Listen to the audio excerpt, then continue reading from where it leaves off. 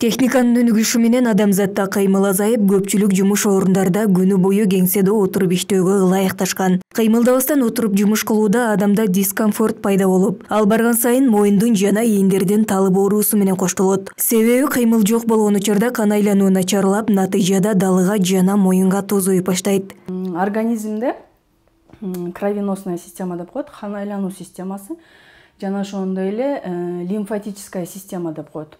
Бул организмдеги, адамдын организминдеги полный кан айлануу жана суу, кан менен бирге суу айланып турат. Ал лимфатическая система жооп берет суу айлануусуна.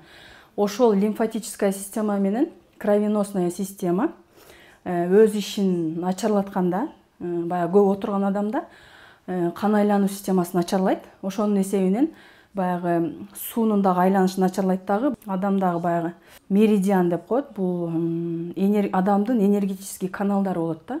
Энергетический каналдар болот.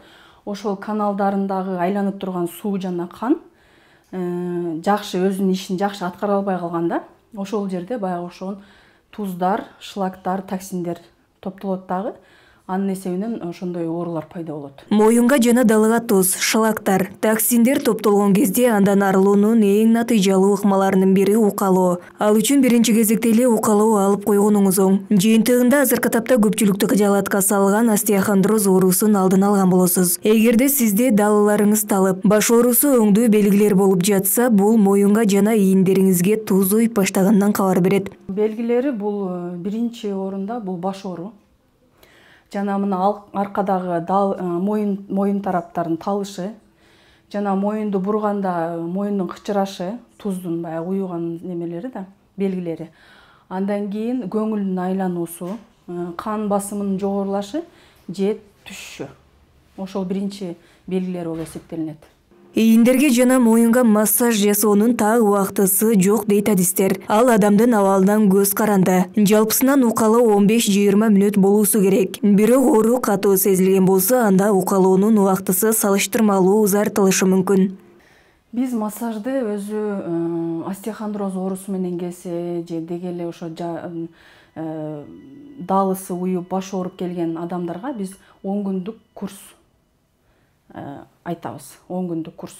10 күндүн ичинде биз ошол туздун эришине, шлактардын чыгып кетишине, эрип чыгып кетишине биз массаж аркылуу жардам бере алабыз.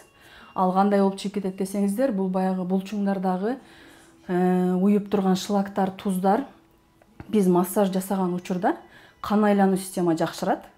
Кан айлануу система жакшыргандан кийин уже лимфатическая система дагы өз ишин жакшы аткара баштайт дагы. Ошону менен туздун, шлактын, токсиндердин тери аркылуу же болбосо мача аркылуу чыгып кетишине жардам берет.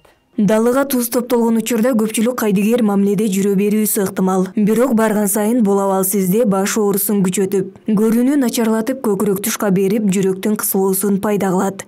Бул нерсе эгер карабай жүрө берсе, баягы эле мен айткан нерселер. Көңүл айланат адамдын, көрүүсү начарлайт.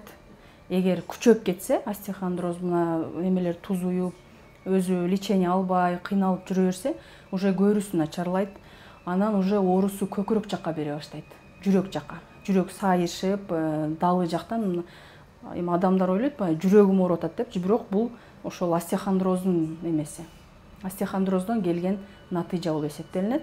Адам канчалык көп кыймылдаса, ден соолукта жүрүү мүмкүнчүлүгү ошончолук жогору болот. Андыктан спорт менен алектенип, тиешелүү көнүгүүлөрдү жасап жүрүү сунушталат. Аны менен катар эле профилактикалык түрдө ар 6 же 3 айда массаж алып туруу да өз натыйжасын берет. Айнура Маширап кызы, Самат Сайдамат уулу, Ары Отан көрсөтүүсү.